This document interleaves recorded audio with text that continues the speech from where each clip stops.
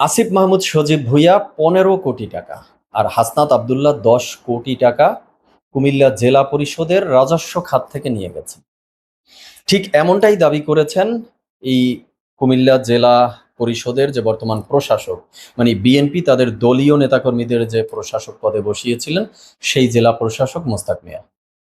এরপরেই এটি নিয়ে সোশ্যাল মিডিয়ায় ব্যাপক তোলপাড়, পক্ষে বিপক্ষে বিভিন্ন ধরনের আলোচনা সমালোচনা, তর্ক বিতর্ক চলছে। আমরা দেখেছি এই জেলা প্রশাসকের এমন দাবি করার পরে হাসনাত আবদুল্লাহ এবং আসিফ মাহমুদ সজীব ভুঁইয়াও তাদের পক্ষ থেকে ব্যাখ্যা দেওয়ার চেষ্টা করেছেন। তাদের ব্যাখ্যায় বেশ কিছু বিষয় তারা তুলে ধরেছেন। যদি তার মধ্যে ছোট্ট কয়েকটা বিষয় বা গুরুত্বপূর্ণ কয়েকটা পয়েন্ট আমরা দেখি। তারা বলছেন যে এটি রাজস্ব খাতের টাকা না, এটি এডিপির টাকা। তো এডিপির টাকা আর রাজস্ব খাতের টাকার মধ্যে পার্থক্য কি, এটি নিয়ে পরে আসি। তো এডিপির টাকা, এটি তারা বলছেন, যেটি তাদের বক্তব্য, যে এটি উন্নয়নের জন্য এসেছে, উন্নয়ন হচ্ছে। এই টাকা তো আমরা খাইনি বা আমাদের পকেটে আসেনি। জেলা প্রশাসক যেহেতু বিএনপির লোক, বিএনপি কর্তৃক নিয়োগকৃত, তাই সে উদ্দেশ্য প্রণোদিতভাবেই এই বক্তব্যগুলো রাখছেন। তো এই ব্যাখ্যা দেওয়ার পর জেলা প্রশাসকও দেখলাম তার বক্তব্যে কিছুটা পরিবর্তন এনেছে। তিনিও নতুন করে বলছেন যে আমি এমনটা মিন করতে চাইনি যে তারা টাকা নিয়ে খেয়ে ফেলেছে বা তাদের পকেটে টাকা গেছে। টাকাটা উন্নয়নের জন্যই এসেছে, উন্নয়ন প্রকল্পের টাকা।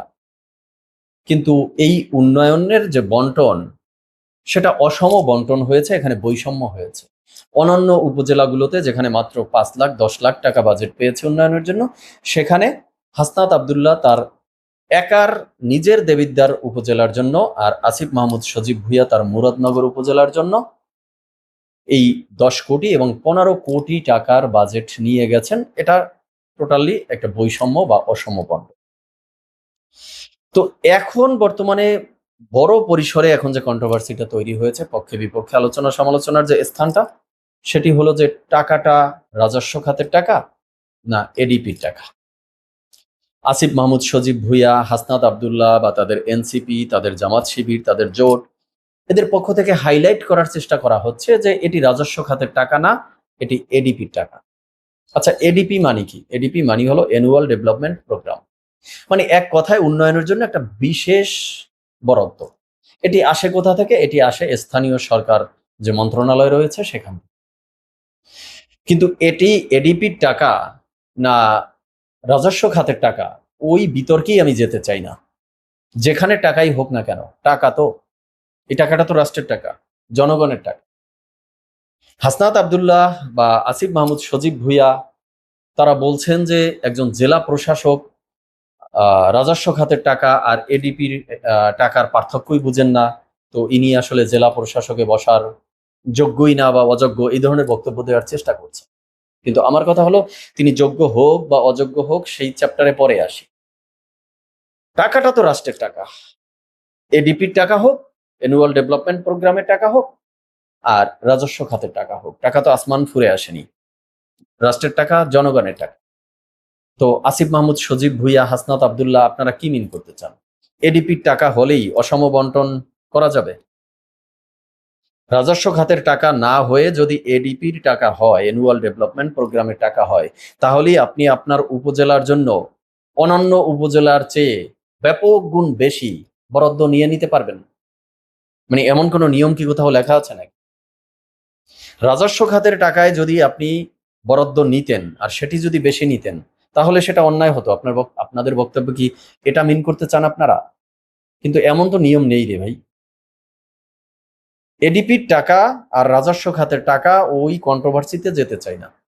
বরং আপনারা অন্যান্য উপজেলার চেয়ে বেশি বরাদ্দ নিয়েছেন কিনা এবং সেটা আকাশ পাতাল পার্থক্য কিনা, সেটাই এখন আসলে গুরুত্বপূর্ণ বিষয়। আরেকটা প্রশ্ন, বিশেষ করে হাসনাত আবদুল্লাহর প্রতি, আপনি খেজুরের হিসাবটা কিন্তু অনেক সুন্দর করে দিয়েছিলেন। ব্যাপক প্রশংসাও পেয়েছিলেন জনগণের মাঝ থেকে। আমিও প্রশংসা করেছিলাম যে সকল জনপ্রতিনিধিরই এমন হওয়া উচিত। জনগণের জন্য যা আসে সেটা জনগণকে বুঝিয়ে দেওয়া উচিত। তো আপনি এই খেজুরের হিসাবটা এত সুন্দর সাবলীলভাবে জনগণের সামনে আনতে পারলেন। তো উন্নয়নের বাজেট সম্পর্কিত কোথায় কত টাকা নিয়েছেন, সেটা এডিপির খাতের টাকা না রাজস্ব খাতের টাকা, তাই নিয়ে কোনো আলোচনা তো আপনি করেননি তেমন। তখন যদি আলোচনা করতে পারতেন তাহলে এখন এই পরিস্থিতির তৈরি হতো না। তো আলোচনাটা করতে পারলেন না কেন?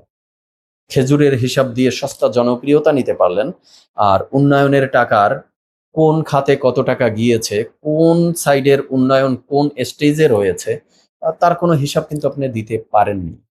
কেন পারলেন না? এখানে কি কোনো ঘাবলা রয়েছে? প্রকাশ করলে আপনাদের কোনো অন্যায় অনিয়ম দুর্নীতি সামনে চলে আসতো, এমন কিছু? পারেন নাই, বেশ ভালো কথা। একটা পরামর্শ দিচ্ছি, সেটা হলো এখন একটা হিসাব আপনি ওই খেজুরের হিসাবের মতো করে পয়েন্ট টু পয়েন্ট সামনে নিয়ে আসেন।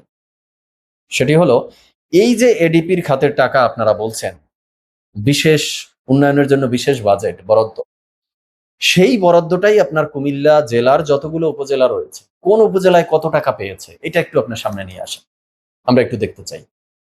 তাহলেই বিষয়টা স্পষ্ট হয়ে যাবে যে জেলা প্রশাসক যিনি, তিনি আসলে বিএনপি দলের নেতা বলে উদ্দেশ্য প্রণোদিতভাবে রাজনৈতিক বক্তব্য রাখছেন, আপনাদের উপরে আহ অনর্থক এই অভিযোগ তুলছেন, নাকি আসলে আপনাদের মধ্যে কোনো ঘাপলা আছে, সেটা স্পষ্ট ক্লিয়ার হয়ে যাবে। আরেকটা বিষয় হলো যে এই যে এডিপির বরাদ্দের কথা বলা হচ্ছে, এটি কিন্তু অন্তর্বর্তীকালীন সরকার সময়ের কথা।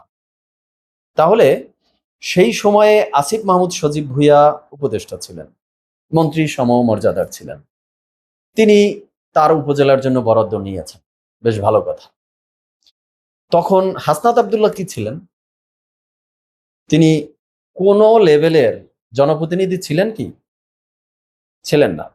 তাহলে হাসনাত আব্দুল্লাহ বরাদ্দ নিয়েছিল কিভাবে? এটা কিন্তু একটা গুরুত্বপূর্ণ প্রশ্ন, যে হাসনাত আব্দুল্লাহ কোনো জনপ্রতিনিধি না হয়ে, সরকারের কোনো অংশ না হয়ে তার উপজেলার জন্য বিশেষ বরাদ্দ নিতে পারে কিনা। কিন্তু আমরা এখন দেখছি তিনি নিয়েছিলেন। বা এর আগেও কিন্তু অভিযোগ এসেছিল সেই ডক্টর ইউনূসের অধীনের সময়, যে কুমিল্লা উপজেলার জন্য যে বিশেষ বরাদ্দ দেয়া হয়েছে তার প্রায় অর্ধেকের মতোই এই মুরাদনগরের জন্য আসিফ মাহমুদ সজীব ভুঁইয়া এবং দেবিদ্বার উপজেলার জন্য হাসনাত আব্দুল্লাহ নিয়েছিল। তাহলে আসিফ মাহমুদ সজীব ভুঁইয়া ক্ষমতায় থেকে যা ইচ্ছা তাই করেছে। আসিফ মাহমুদ সজীব ভুঁইয়ার বিরুদ্ধে যত অভিযোগ, এত অভিযোগ অন্তর্বর্তীকালীন সরকারের কোনো উপদেষ্টার বিরুদ্ধেই ছিল না।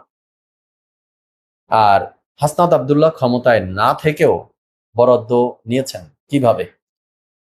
সেই প্রশ্নের জবাবটিও একটু দেন। এখন দর্শক শ্রোতা, আপনারা আমাকে পাল্টা প্রশ্ন করতে পারেন যে ক্ষমতায় থাকলে নিজের এলাকার জন্য বরাদ্দ নেয়ার যে প্রথা, এটি কি আগের সরকারের অধীনে আমরা দেখিনি? হ্যাঁ, দেখেছি। শেখ হাসিনার সরকারের অধীনে দেখেছি গোপালগঞ্জ বা আরো কিছু বিশেষ এলাকায় অতিরিক্ত উন্নয়ন বাজেট নেয়ার জন্য। খালেদা জিয়ার সময়ও দেখেছি বগুড়ায় অন্য বিশেষ এলাকায় বাজেট নেয়ার জন্য। এরশাদের সময়ও তার এলাকায় অতিরিক্ত উন্নয়ন, এই ফিরিস্তি আছে। কিন্তু আমার কথা হলো, এই আওয়ামী লীগ, এই বিএনপি, এই এরশাদ, এদের বিরুদ্ধেই তো এই এনসিপি, হাসনাত আব্দুল্লাহ, আসিফ মাহমুদ সজীব ভুঁইয়া আপনারা ভয়েস রেজ করেছিলেন যে পরিবারতন্ত্রের রাজনীতি, দুর্নীতিবাজদের রাজনীতি, বা এই যে স্বজন প্রীতির রাজনীতি, এইগুলো আপনারা দূর করবেন, বৈষম্য মুক্ত করবেন, আপনারা একটা নতুন ধাঁচের রাজনীতি নিয়ে আসবেন, নতুনত্ব নিয়ে আসবেন, রাজনৈতিক অবকাঠামোর পরিবর্তন করবেন। এই স্লোগানটা তো আপনারা দিয়েছিলেন। তাহলে এখন অনন্য দল প্রিভিয়াস কি করেছে না করেছে সেগুলোর দোহাই দিয়ে আপনারা তো আপনাদের কাজকে জায়েজ করে নিতে পারেন না। এটা আপনাদের কাছ থেকে তো এই জনগণ আশা করেনি, বা আপনারাও জনগণকে তো ওই আগের ধাঁচের রাজনীতি করবেন এটি বলেননি। আপনারা তো নতুনত্বের স্বপ্ন দেখিয়েছিলেন। তো নতুনত্বটা কোথায়? তো কনক্লুশনে এসে শুধু এই বক্তব্যটাই রাখবো, এই পরামর্শটি দিব যে হাসনাত আব্দুল্লাহ, আসিফ মাহমুদ সজীব ভুঁইয়া, আপনাদের যদি সেই সৎ সাহসটি থাকে তাহলে ওই খেজুরের হিসাবের মতো প্রকাশ্যে এসে এই হিসাবটুকু দিন যে সেই বিশেষ বরাদ্দের যত টাকার বরাদ্দ হয়েছিল তার কোন উপজেলায় কত টাকা পেয়েছে। তাহলে এই বিষয়টা পানির মতো ক্লিয়ার হয়ে যাবে। দর্শক শ্রোতা, আজকে এই পর্যন্তই। আপনারা আপনাদের মতামত জানাবেন। সবাই ভালো থাকবেন, সুস্থ থাকবেন। ধন্যবাদ সবাইকে।